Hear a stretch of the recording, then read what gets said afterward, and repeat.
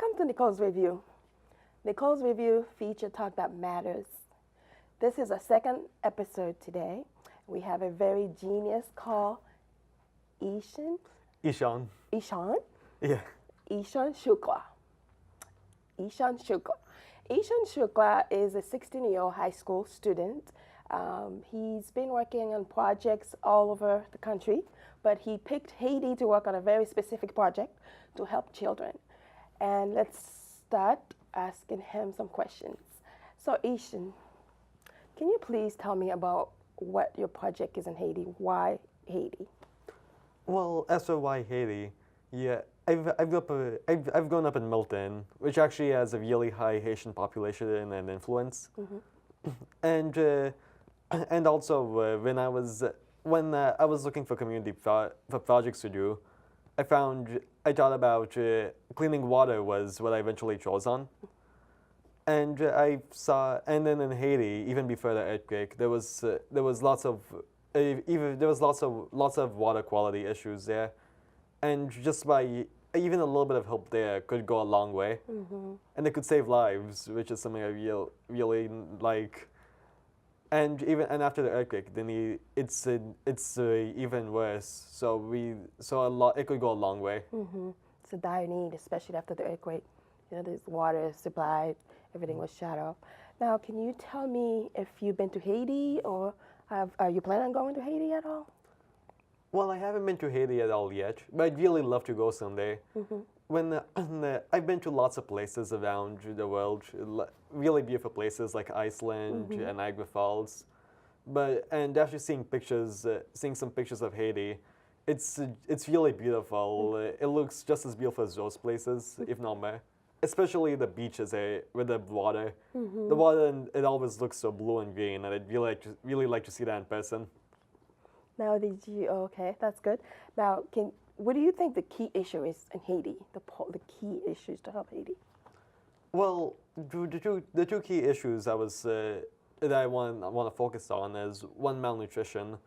Half the children in Haiti are malnourished, and with water quality, it's lots of children are dying every year because of it. Which around the world, 2,000 children die every day due to lack of clean water, and that's something that everyone deserves. So, fixing it. So purifying water is really what I'm looking at. I think this is pretty interesting, and you talked about that earlier. You know, when we tried to plan having this conversation on the show, how you help clean the water.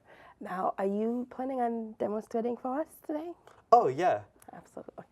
Okay. Do you want to show us how we can clean the water? How are you planning on cleaning the water? Well, usually this takes an hour to do, but you can see the effects pretty early on.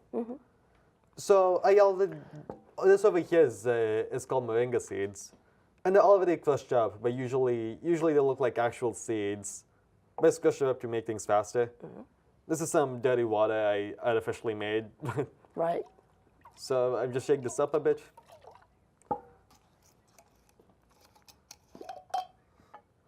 Open it. Open the seeds. Just put it in. And after a few minutes, you should start to see the effects. Great. Now, let's leave that here. Let's see what's going to happen. Yeah. Now, you mentioned also that about the moringa tree. Do you want to tell us about that? What does it look like? Oh, yeah. Well, it's different parts of it are used. Over here is the seeds, but different parts of it are really special. Like the leaves are really good for fighting malnourishment.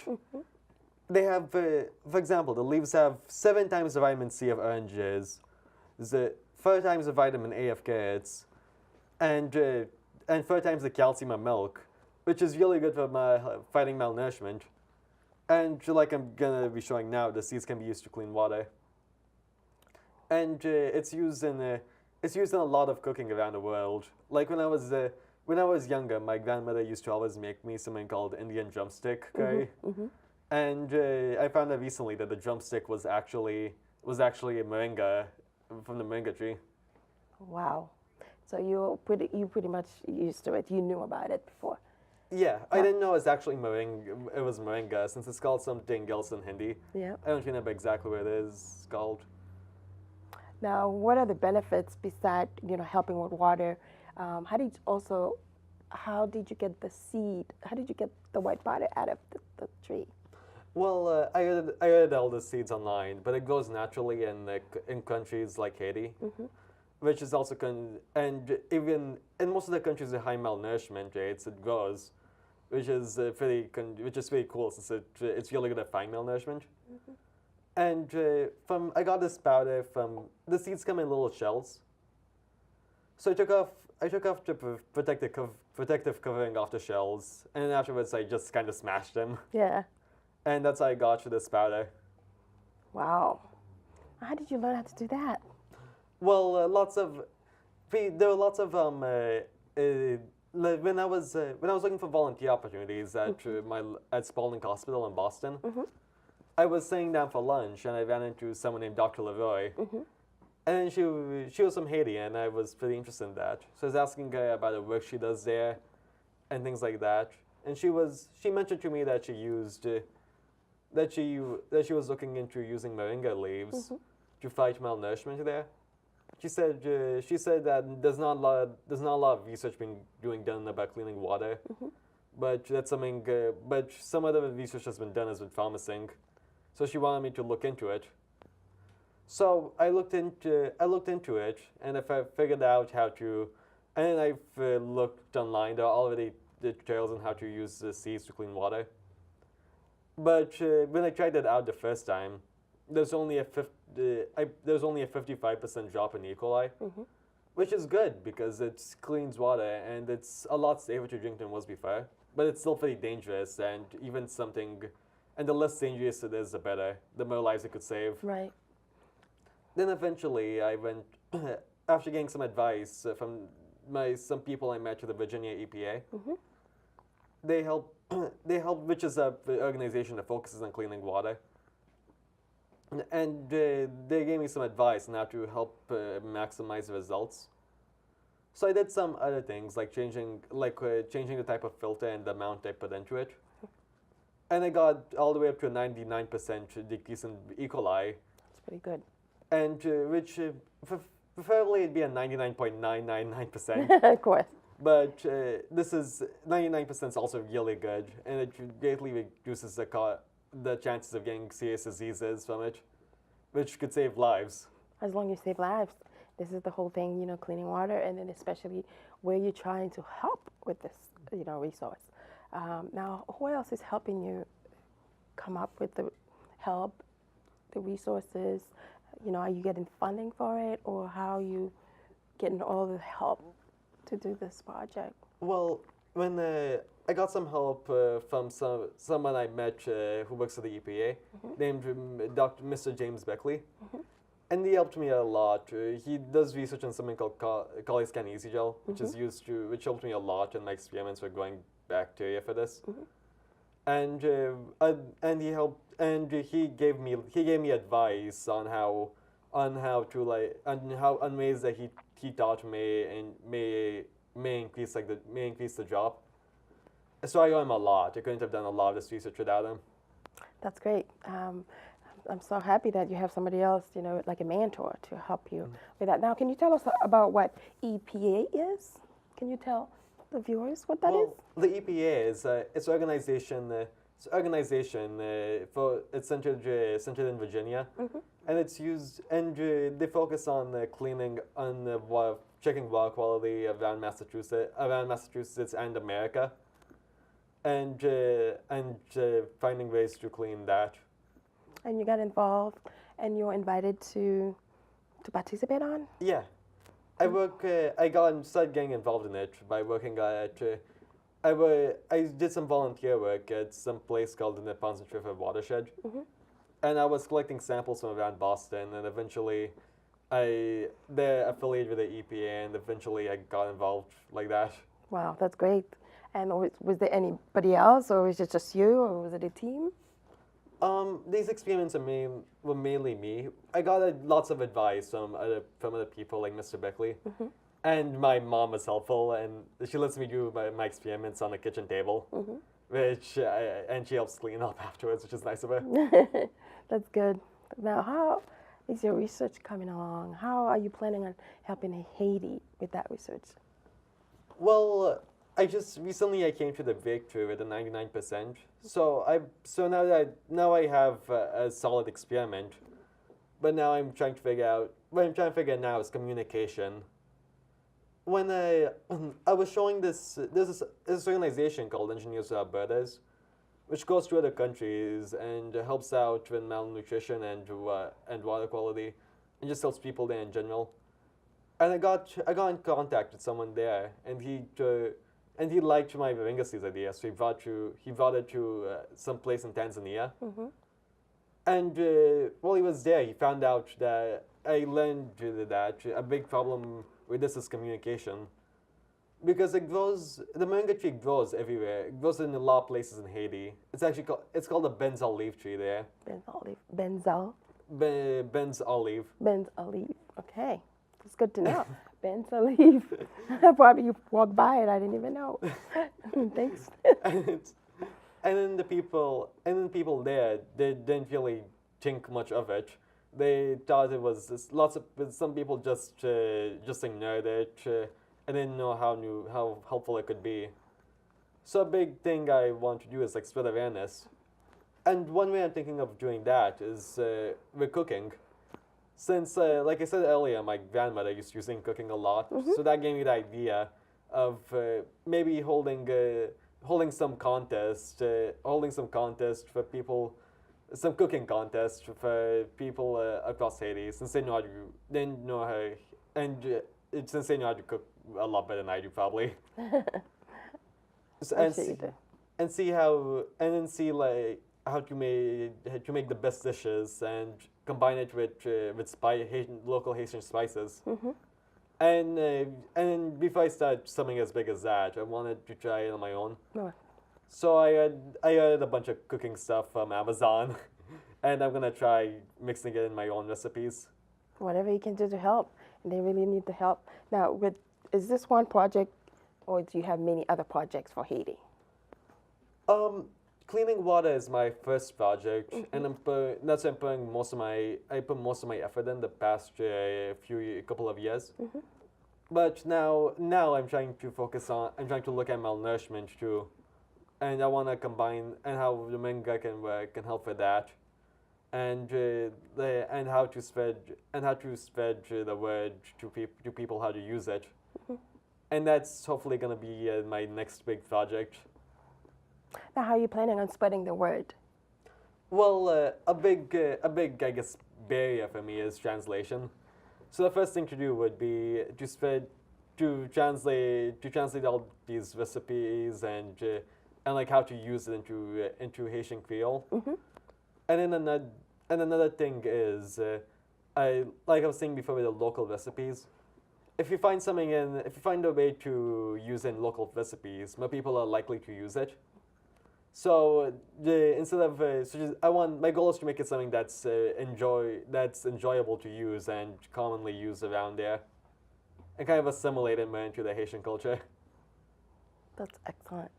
Now, are you trying to get help among your school, or on Facebook or social media, trying to get someone to help you with the translation? How are you planning on getting some support on that?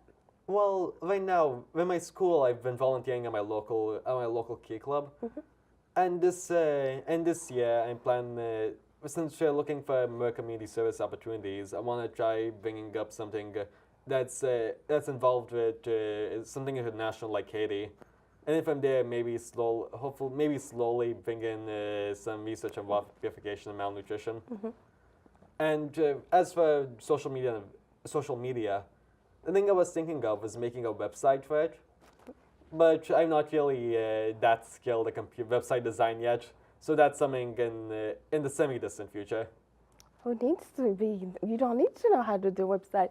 You're so great saving lives. I think that is more important than anything, and especially cleaning water in Haiti. That's huge help. Now let's go back to malnutrition. Can you talk a little bit about that? How you think or your project will be able to help Haiti with malnutrition? That's one of the biggest killing, Well, disease in Haiti. Everybody, I'm from there, and I know how hard it is to support malnutrition. So many kids dying every day, and they don't know why. They don't know how. well, the moringa tree is really nutritious. I mentioned before there's 7 times the vitamin C of orange and 4 times vitamin A carrots, 4 times the calcium of milk. And if you just have half a cup of leaves every day, that's enough to fight malnourishment. And it's pretty, and like I said, it's pretty common in Haiti. So I'm hoping that's my big goal, just to spread awareness, because it's something that's already growing there. And they don't need to buy it. It's all over the place. Yeah. It's just knowing what it looks like and knowing where to get it. Once you start sharing your knowledge about where to get it, what it looks like, yeah, I think a website would be helpful. Now, what's your next step for us? Are you gonna demonstrate how the water is getting cleaned, or is it? Well, over here you can see the water's clearing up. Yep. Before it was all dirty, and now it's causing the dirt particles to just crumble up into little balls and float up to the top and sink to the bottom. And after an hour, they should be all clear. Oh yeah, I could see that. Yeah, you could see it. It was dirty. It's getting cleaned up. Oh, interesting. Usually I wait for an hour and a half to it, but it's usually varying times and how long it takes to clean. Yeah. Now, did you have to buy the seed or you made it yourself? I bought these seeds online. Okay, that's okay. I know, as long as you know what to get. Yeah. Now, what are you planning on to do when you grow up? Well, lots of people think I want to be a scientist because I do lots of experiments like this. But I'm not. That doesn't really fit my skill set. And now that I'm doing more cooking, some people think I want to become a cook, but I'm not good at that yet.